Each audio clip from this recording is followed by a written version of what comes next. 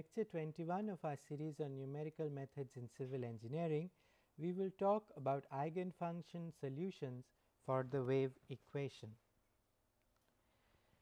Before considering methods of solution for each of the three canonical equations, recall last time we found that the second order linear partial differential equation has three canonical forms, and we looked at examples of each of those canonical forms, and we wish to consider methods of solution for each of the three canonical equations.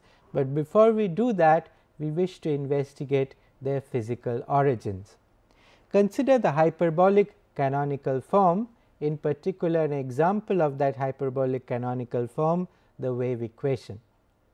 Waves are means for propagating disturbances, for instance time varying excitations through a medium, through a physical medium.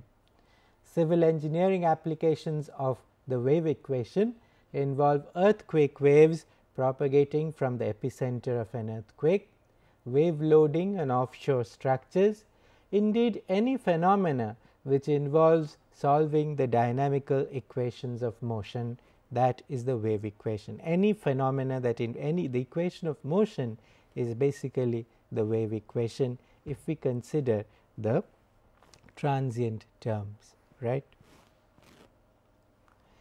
One of the most simple examples of a wave phenomena occur in a taut string. When you hold a string at its two ends, pull it, and then you apply a disturbance at any point, at any intermediate point, you generate waves, right, and the waves, you can see the waves actually traveling through the ends of the spring. That is what makes this example really nice. You can see the waves traveling, right. So, in this case we have a taut string, we constrain it at its two ends, basically we hold it, restrain the motion at its two ends and subject it to an initial disturbance. For example, we plug the string once, and which sets off the wave phenomena. So, in this case the x axis is the distance, is the length of the spring, along the length of the spring, while the y axis is in the vertical direction, right, and we see a little wave there. The amplitude of the wave is denoted by y of x, because the amplitude varies with distance from the end, right, and we are looking at a little infinitesimal segment dx, the little infinitesimal segment dx, and we are assuming that the ends of the segment lie on points 1 and 2 on the spring, right, and since the spring has a certain curvature, so the slopes at the two ends of the infinitesimal length of string dx are not the same. That is, this phi 1 is not equal to phi 2, the slopes are different, right. However, we assume that the tension in the spring is constant, right, the tension in the spring is constant.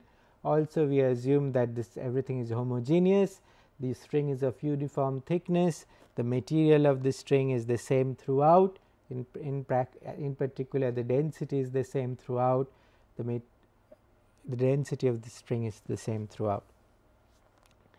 And we assume that the spring is lying initially along the x axis, and disturbances from this equilibrium position are denoted by y of x. That means there is only one component, right, there is no out of plane component, right, there is no component in the z direction, out of plane component of the motion of the spring. Hence, the net force acting in the y direction on an infinitesimal length dx must be equal to the mass of that infinitesimal portion times its acceleration. So, basically I am looking at this infinitesimal length of the spring, and I am saying that whatever be the result of the tension acting on this little infinitesimal sample specimen, that has got to result in the acceleration of that specimen, of that little infinitesimal length, right. So, that is going to result in an acceleration, and the acceleration is the rho times dx, rho times the infinitesimal length, which is the mass, times the acceleration.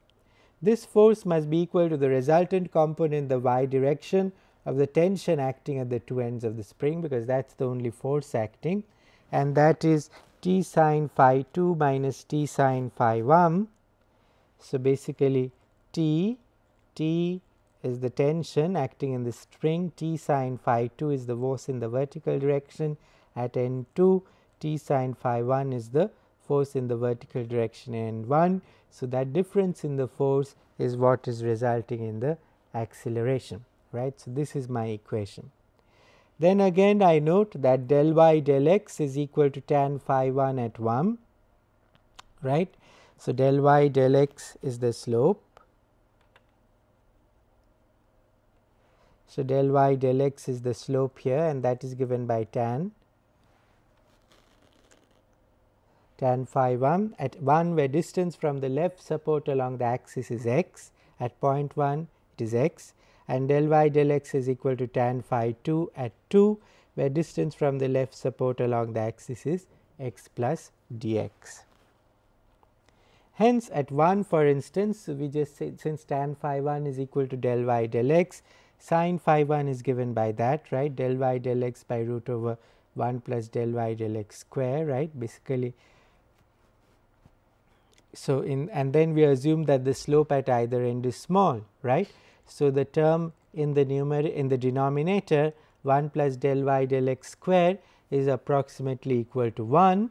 So, we have sin phi 1 is approximately equal to del y del x at x, and sin phi 2 similarly is approximately equal to del y del x at x plus dx, right. So, then what do we have? T sin phi 1 phi 2 minus sin phi 1 becomes T times del y del x at x plus dx minus del y del x at x, which is again equal to, this is the difference between the slopes at an infinitesimal distance apart, right. So, that has got to be the second derivative times that infinite distance at that infinitesimal distance, right. So, that is equal to del 2y del x square dx, right. So, substituting this in this equation, right, in this equation we get our wave equation, which is like this: T del 2y del x square dx rho dx del 2y del t square, denoting T by rho as root of T by rho as c, we get this is equal to c square del 2y del x square. One can ask, why are you calling c the wave speed? Well, we will find out why we are doing that later on in the lecture, right. C, the quantity c is actually the speed of propagation of the wave, right. Since the wave equation is of second order in x, to get a functional form of the dependence on y on x, we have to integrate twice, right, resulting in two integration constants, right. We need to evaluate these two constants, and these are furnished, and that is why we need boundary conditions, right. We need the value of y at 0 and L. So, right. So, we need y0 and yL, and in this case we know that since the two ends are constrained, y0 is equal to yL is equal to 0. Similarly, the equation is second order in time as well. So, again we need two conditions in time, and those are my starting conditions. So, I need two initial conditions which are necessary to evaluate the two integration constants in time due to integration in time. Thus, we are required to specify the initial position and velocity of each particle of the string as function of its position along the length of the string, right. So, I must know the initial condition. What does that mean? Along the string at each particle, I must know what is its initial position, right, what is the initial value of y, and also what is the initial value of y del t, that is the initial velocity, right. So, yx is equal to 0 must be a known function of x, right, at a fixed time. Del y del t again must be another known function of x at a fixed time t equal to 0. So, given the governing equation, so now we have obtained my equation, right. We have looked at a physical example, and we have seen that that physical example, when I enforce equilibrium, I generate the wave equation, right. I generate the wave equation by enforcing equilibrium. What just force equilibrium, right. Just by enforcing force equilibrium, I got the wave equation, and then I looked at the boundary conditions, I looked at the initial conditions that are necessary for solving those that equation, Now we have to figure out how we are going to solve it, right. Well, to solve it turns out that there is a relatively general approach for solving this equation. To solve either the wave equation, that is an example of the hyperbolic second order equation, or for instance the elliptic or parabolic equations, examples being the diffusion equation and Laplace's equation. The approach one approach that can be adopted is a general approach, and it is based on finding the eigenfunctions of the operator, right. It is based on finding the eigenfunctions of the differential operator. We first discussed this method in somewhat generic form, and then we are going to apply to the wave equation, right. So, let us consider the partial differential equation del u del t is equal to L of u, where L of u is an operator, L is an operator acting on u, right. It is, in our case, it is a differential operator, right. So, and it is subject to the initial. So, we want to solve this problem del u del t is equal to L u, subject to the initial condition that at t is equal to 0 we know the value of u, which is equal to f, and we also know that there are certain boundary conditions, but in our case we insist that these boundary conditions are homogeneous boundary conditions. So, my original problem, this is very important to keep in mind, the original problem, my original partial differential equation may have non-homogeneous boundary conditions, right. Boundary conditions may be non-homogeneous, since it is not fixed at both ends, there is a spring at that end, right, and the force and the displacement at that end is governed by the spring force. So, that can be one, or I prescribe a displacement, I prescribe a value of the displacement at one.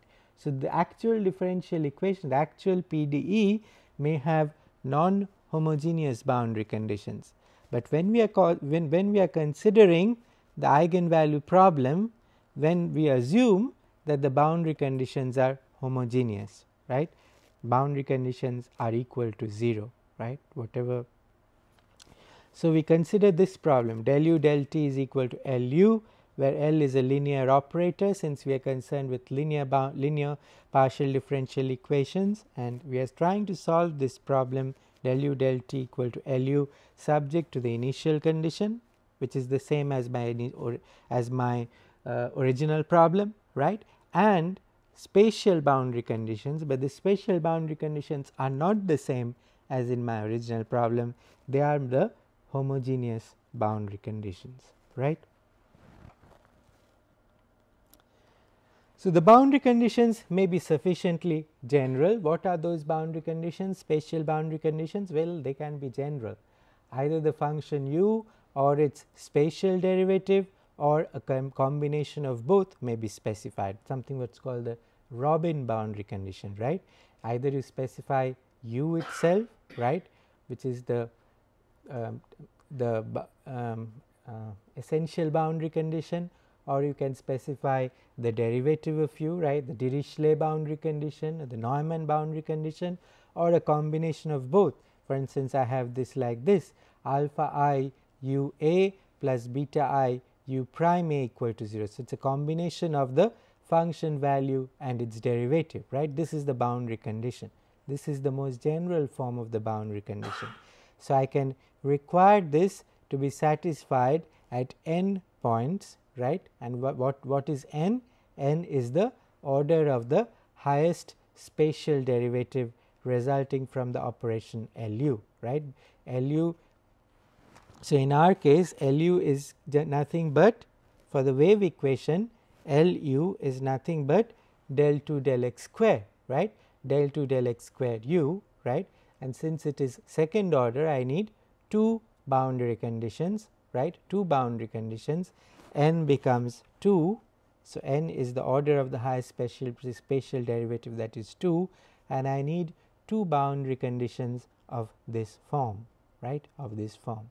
And the equation that we just looked at the boundary conditions we just looked at, which was y0 equal to 0, yl equal to 0, that is equivalent to alpha equal to 1, a equal to 0 for I equal to 1, alpha is equal to 1, A is equal to 0 and beta 1 is equal to 0, right, and the other one is alpha 2 is equal to 1, UB, right, or UL is equal to 0. So, again beta 2 is equal to 0, right.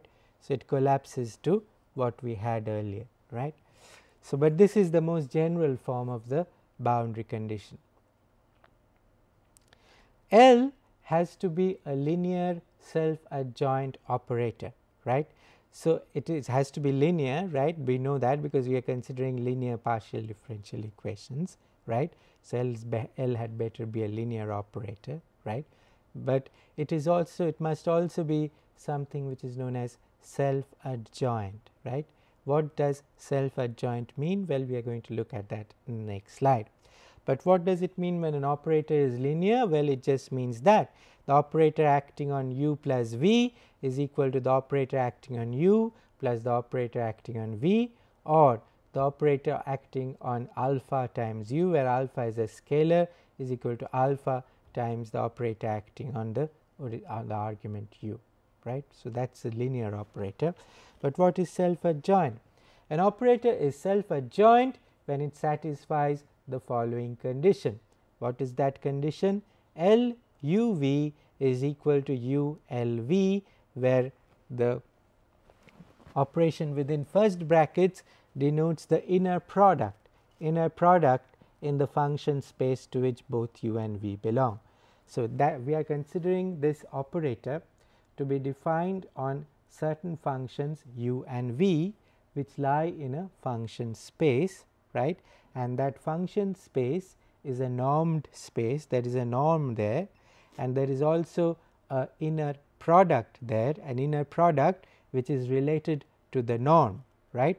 There is an inner product in that function space. So, any two members of that function space, I can use them to calculate the inner product, right, and that inner product automatically gives rise to a norm in that function space, to a measure of distance in the function space, measure of magnitude in that function space, right, and that inner product is denoted by this first bracket with a comma inside. On both sides of the comma are the two entities of which we are taking the inner product, right. And now we are looking at inner products of LU, some u belonging to that function space. So, I operate on that with L, I get LU, right, and then I take the inner product of LU with another member V of that function space, and whatever I get, if my operator L is self adjoint, is equal to the inner product of, if I operate on V with L first, right, and then I take the inner product with U, right. So, that is what is meant when we say an operator is self adjoint, right. So, an analogy with matrices, we can say that the operator L is symmetric, right, the operator L is symmetric.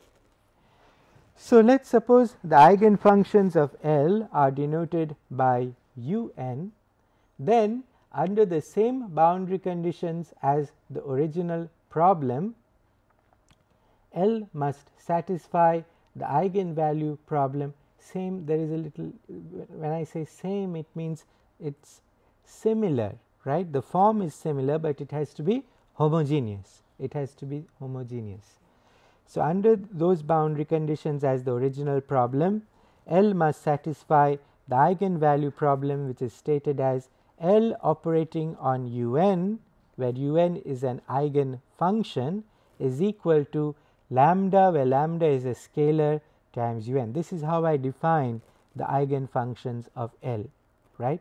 The eigenfunctions of L, the operator L, are such that if L operates on that eigenfunction, the result is equivalent to multiplying that eigenfunction with the scalar minus lambda, right.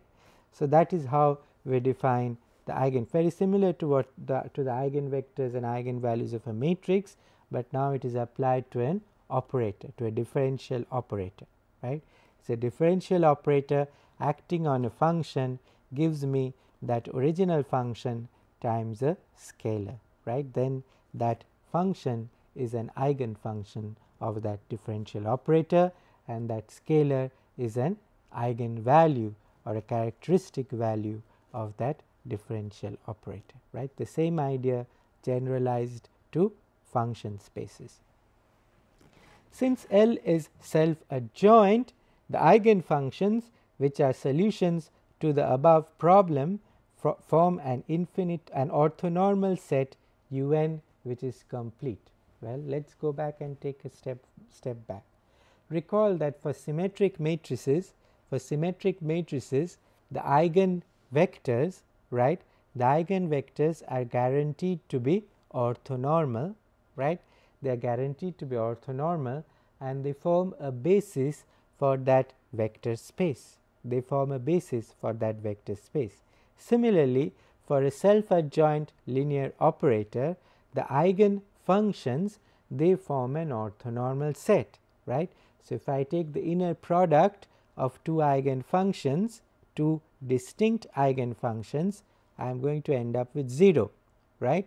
If I take the inner product of the same eigenfunction with itself, right, then I am going to end up with 1, right.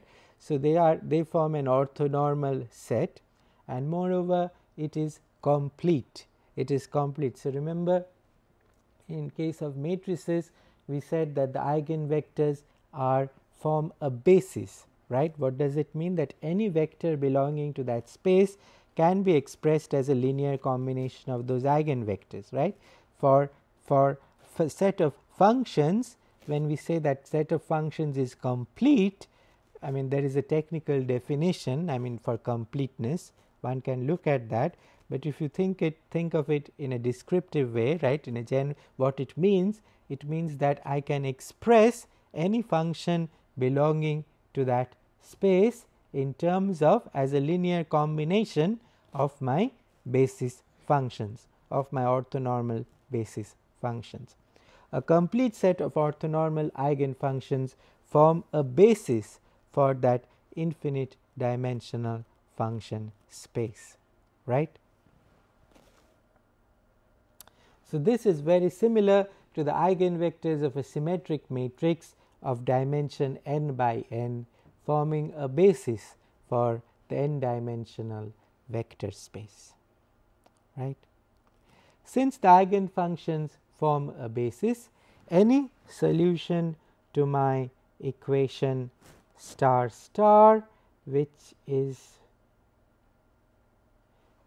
this equation, right, which is this equation del u del t is equal to Lu subject to these initial and boundary conditions, right. Any solution to that equation can be expressed as a linear combination of my basis functions. So, suppose u is a solution of del u del t is equal to Lu, then I can write u as a linear sum of my basis functions, right, of my basis functions un, right. So, u is equal to sigma n equal to 0 to infinity a n t u n, right. Why is there no t dependence on un? Because we know that this L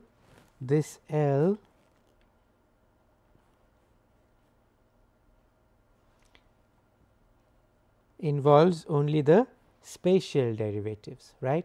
This L involves only this differential operator involves only the derivatives with respect to space, right, not time. So, any time dependence of the solution u to this problem has to come from my constants, from my multiples, now I should not say constants now anymore, my multiples a n, right, which scale my basis functions, right. So, the time dependence comes from this, from these coefficients a n, right. The coefficients a n contain the time dependence, the eigenfunctions u n contain the spatial dependence, right, and that makes u dependent on space as well as time, right. and since the un are orthogonal to each other, we can write a n t is equal to u n u. We can, if we take dot product of both sides of this expression, u is equal to sigma n equal to 0 a n t u n, right. On the left hand side I have dot product with u n u, right. On the right hand side I shouldn't say dot product, inner product, right. On the left hand side I have inner product of u n with u, on the right hand side I have inner product of u n with a n t u n, and again since the basis functions are orthonormal, so all the other terms are going to give me 0 and I am going to be left with a n t, right. I am going to be left with a n t. So, I can get a n t is equal to u n comma u. Well, that is interesting, but does that tell me anything? It does not, right, because the whole purpose is to find the solution u.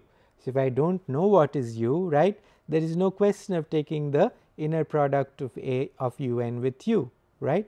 So, there is no way I can find the coefficients a n just by taking the inner product of u n with something which I do not know, right. So, that is not possible, but that is interesting to note that we can write a n as u n whatever. So, if I somehow manage to calculate u, right, and for some reason I want to know what are my coefficients a n, I can do that, right. But if I do not know u, well, I got to find it, right. How do we find u? Well, we already know u n, right. We already know the functions, eigenfunctions u n by solving my problem, right. By solving my problem I already know. How are we going to find a n, right? How are we going to find a n? By solving a set of, we will find out that we find a n by solving certain differential equations in time involving the constants a n. Let us see how we do that, right. So, we can get initial conditions for a n from the initial conditions for u, right. Why is that? Well, suppose I know the initial conditions for u, that is I know that u at time t is equal to 0 is some known function of x such as f of x, right. Then I can write f of x is equal to sigma n equal to 0 to infinity a n 0 u n, right, just from this equation, right.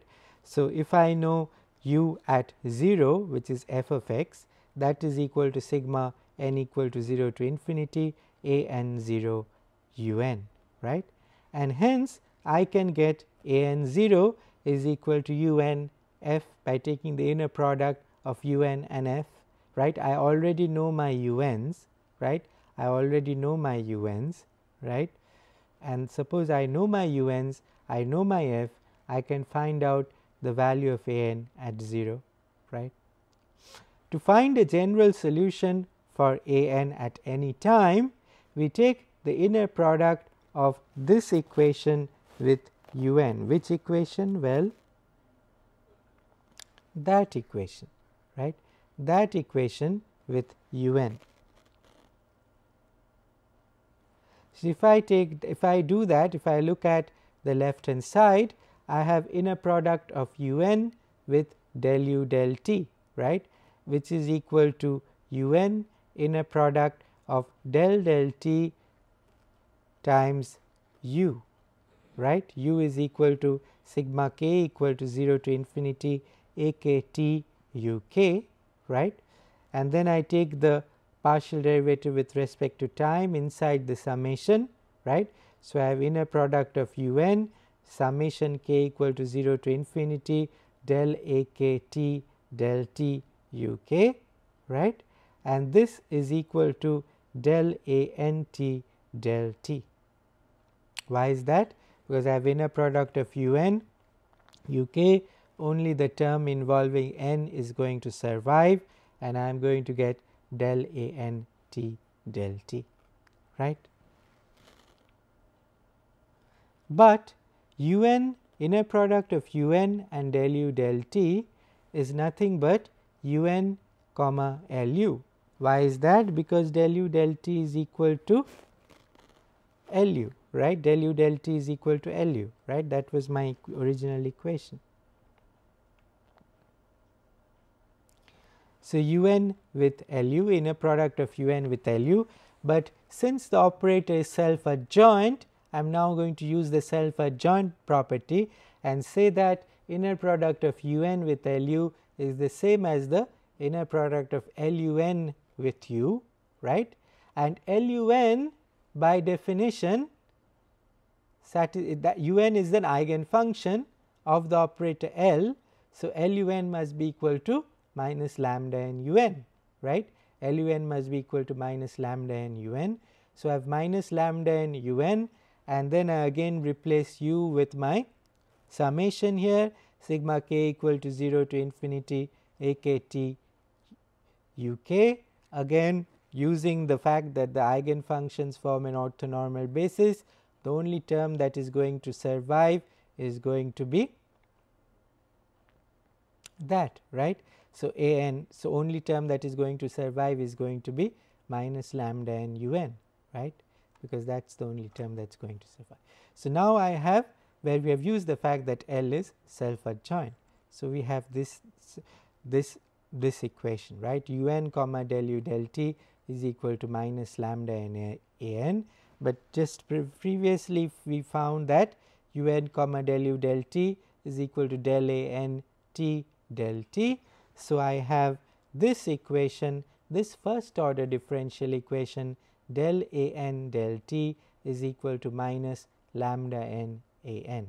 So, I have a first order differential equation in time for my coefficients a n, and I can solve that. If I do that first order, if I solve that first order differential equation, I get a n is equal to a to the power a into e to the power minus lambda n times t, where a is a constant of integration, right. And then to evaluate that constant of integration a, I use my initial condition, right. What was my initial condition on a n, which I calculated right here, right. I said a n 0 is equal to un comma f, right. I found that. So, now I use that condition, a n 0 is equal to un comma f. So, if I do that, it is clear that a must be equal to un comma f, right, because a n is equal to a e to the power minus lambda n t. So, a n 0 is equal to a, right. It is obvious that a n 0 is equal to a, right. So, that means that a must be equal to inner product of un with f, right, and therefore, a n must be equal to inner product of un with f times e to the power minus lambda n t, and therefore, the solution to my equation is, my original equation is given by u is equal to sigma n equal to 0 to infinity a n t u n. So, u is equal to this thing un comma f e to the power minus lambda n t times un, right, summed from n is equal to 0 to infinity, right. So, what does this finally tell me?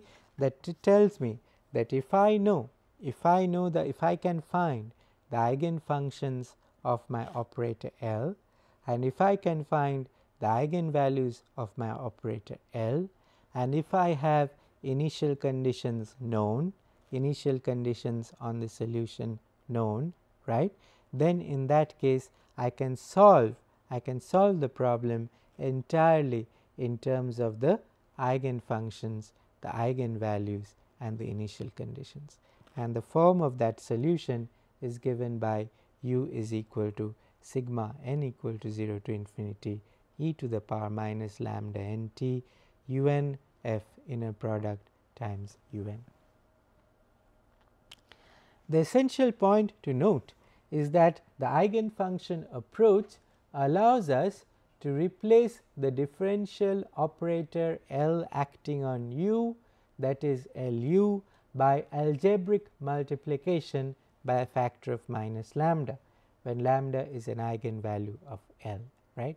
So, because it is because it is an eigenfunction, I can replace Lu by lambda operating on U, right, provided U is an eigenfunction, right.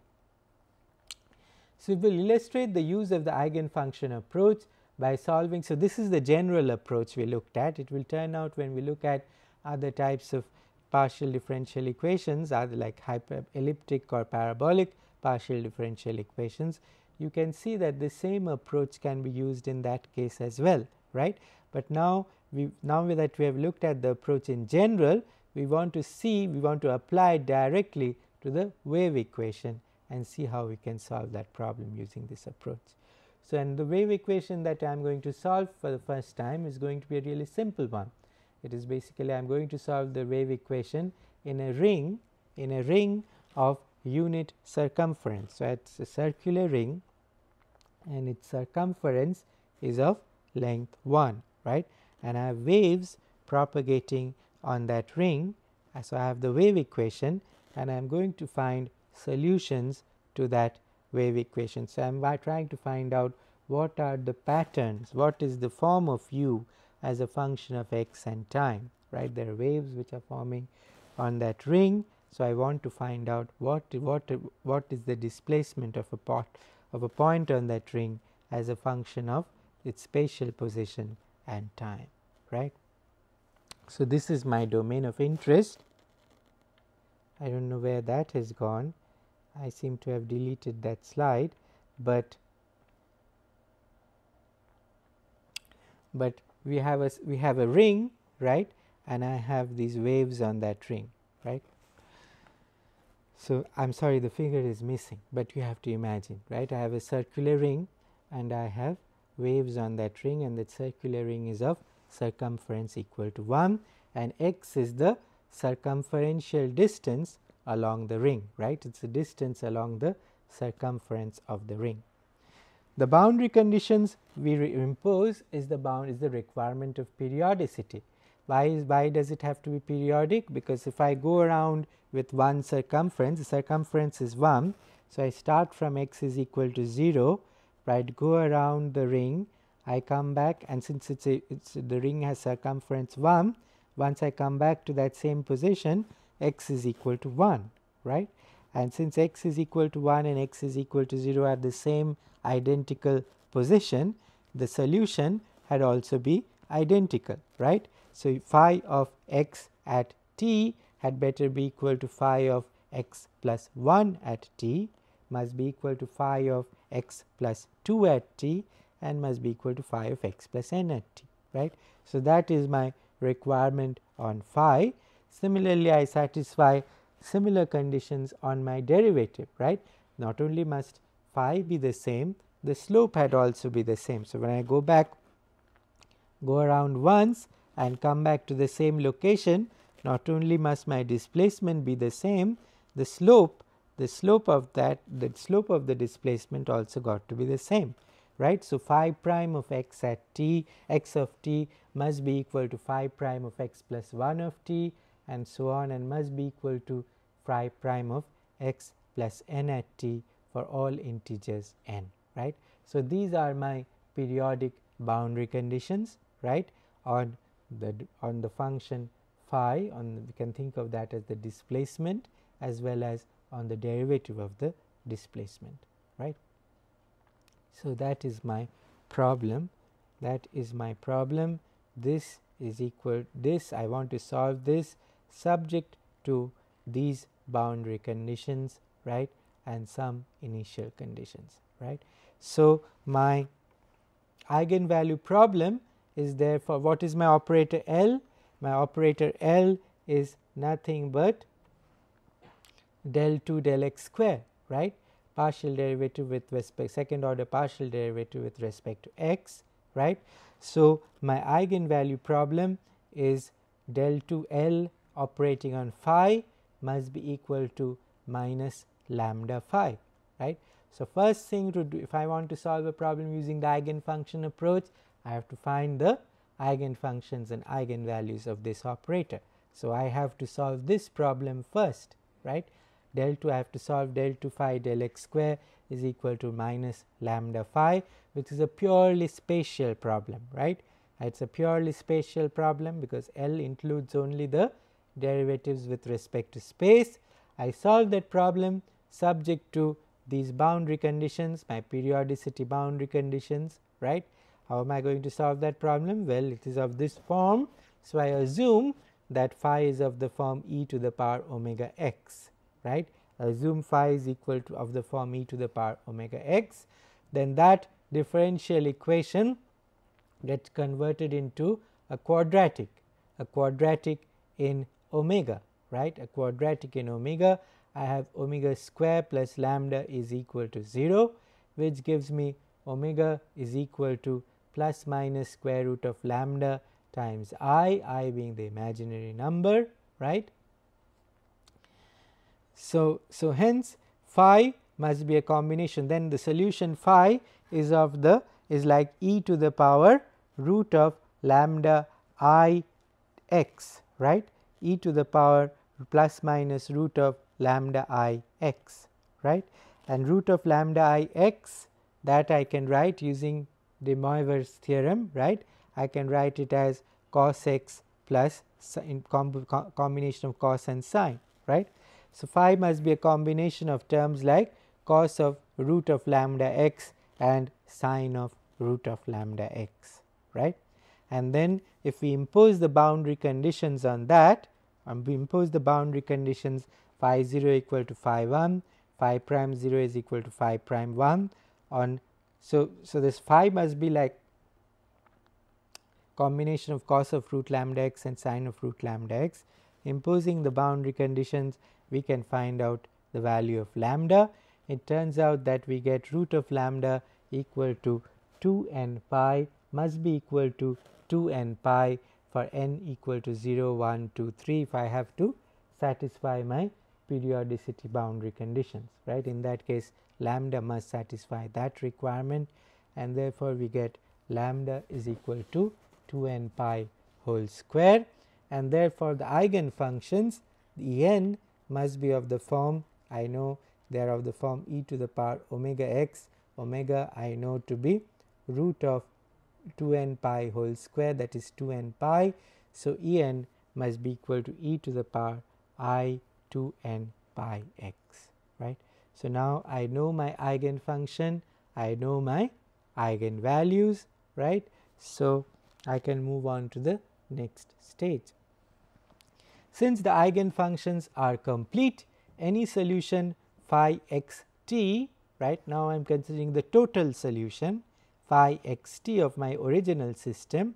I can write it as a combination, as a linear combination of my eigenfunctions E n x scaled with some constants phi n, which are functions of time, right. And if we do that, we get an expression like this: phi of x t is equal to sigma n equal to minus infinity to infinity phi n t e to the power I 2 n pi x, right. And this is like a, this has the form of a Fourier series, right. This is a form of a Fourier series, right. So, we still do not know what are my coefficients phi and t. So, I can describe my total solutions only when I know phi and t. I know the eigenfunctions, one part is known, but I still have to find phi and t, right. And how do I do that? Well, I again try to form a differential equation for the coefficients, right. And then I solve that differential equation, means that has got to be a differential equation in time, because my coefficients are only functions of time. So, I solve that differential equation in time subject to appropriate initial conditions. I find my coefficients phi and t. Once I find my coefficients phi and t, I get my total solution, right. So, however, let us look at the procedure for doing that.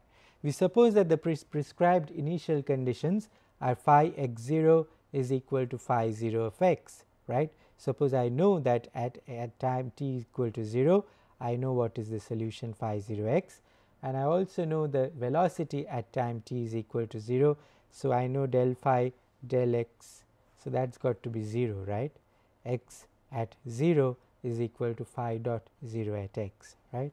So, suppose I know those conditions, then I expand the initial conditions, right. Since this is a function in x, right, and my eigenfunctions form are complete and form a basis, right. So, I can express this function of x in terms of my eigenfunctions, right. Similarly, I can express this function of x, right, in terms of the eigenfunctions, right. That is exactly what I do. So, I write phi 0 x is some constant, some coefficient phi 0 n t times E n x, right, phi 0 n. Now, that is a little doubt. I have a mistake here. There is no t here, right, there is no t here. So, phi 0 n E n x, right, and this phi dot 0 x I can write as some phi dot 0 n, where n is a constant, right, the summation, constant of summation times E n x, right. So, this, please ignore this t, that is, that does not exist, right. So, that is my initial conditions, and then I am expanding, I am writing those initial conditions in terms of my basis, which are my eigenfunctions, right. My initial conditions are functions of x, because they can vary along the circumference, right, where initial conditions are functions of x, and since they are functions of x, I can write them in terms of my eigenfunctions, which I am doing right there. So, in the above, how do I find these constants phi 0 n? Well, I just use the fact that my eigenfunctions are orthonormal. So, I take inner product, right, on both sides with E k of x, right, and that is going to give me phi 0 k, right. Similarly, I can get phi 0 dot k, exactly the same fashion, right. So, phi 0 n is equal to, I taking the inner product, is inner product in this case is the integral from minus infinity to infinity, that is the inner product for this function space, right. The inner product is defined in terms of an integral, right. Like, it is not an inner product for vectors an inner product is a dot product, right, but for functions the inner product is in terms of an integral, right, integral over the domain of interest. So, in this case, this inner product becomes phi 0 x E n x dx, right, and this phi dot 0 n is inner product of phi dot 0 x with E n x, right.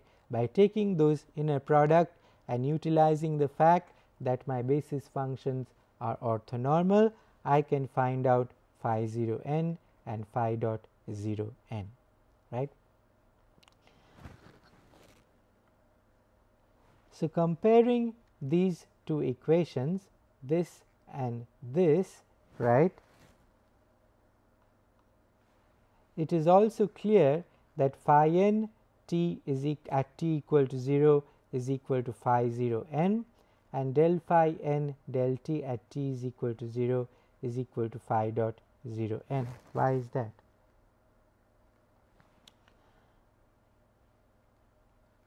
Look at this expression, right. So, phi at t is equal to 0 is equal to phi n of 0 E n x, right. So, what does that tell me? That tells me that phi n of 0 is equal to phi 0 n. I compared this with this, right. I know that phi n of 0 must be equal to phi 0 n, right. Is that clear? Similarly, phi n dot evaluated at 0 must be equal to phi dot 0 of n, right. If I take the derivative, right, if I take the derivative, then again phi dot evaluated at t is equal to 0, and I compare that with this, I see that that must be equal to phi dot 0 n, right. So, that must be true, right. Then substituting the solution phi x t is equal to sigma k equal to minus infinity to infinity phi k t e k x in the wave equation, right. So, I know that phi must be of this form, right, and then I substitute that in the wave equation, right. I substitute that in the wave equation, and then I get d2 phi k dt square e k, that is the del 2 phi del t square, that gives me that, and on the right hand side I have del 2 phi del x square times c square, right, and then I get this, right. Is that clear? So, and then I take the dot product of the above equation with E n x, and since the eigenfunctions are orthonormal, this part only gives me d2 phi k d2 phi n dt square, since I am taking dot product with E n, and this part gives me minus c square 2 pi n square phi n t, right. So, now I have finally got an second order differential equation for my coefficients phi n, right, and I need to solve them to find my coefficients phi n, right. Thus, each coefficient of the Fourier series phi n t, each coefficient here must satisfy that equation, right, must satisfy that equation d2 phi n dt square equal to minus c square 2 pi n square phi n t, right. So, again to solve that equation we integrate it twice, right, we integrate it twice and we get phi n t is equal to a n e to the power minus c t 2 pi I n plus b n e to the power c t 2 pi n, right. I am just integrating 2 times, right, and I get that. And substituting this back in the Fourier series. So, now I know my phi n t, I know my eigenfunctions, right. So, I can put this back together and I get my final solution phi in terms of x with dependence on x as well as t, right. So, the first equation is a function of x minus c t. You can see the first equation is a function of x minus c t. The second equation is a function of x plus c t, right. The second term, sorry, the first term is a function of x minus c t. The second term is a function of x plus c t. So, I can write my total solution phi as the sum of two parts. One part depends on x minus c t, the other part depends on x plus c t, and this particular representation has a very important implication, and we are going to talk about that next class. So, we are going to continue talking about this solution, and we will see that by putting it in as splitting it into two parts as the sum of a function of x f of x minus c t and another function x plus c t, that has a lot of very interesting physical implications. Okay. Thank you.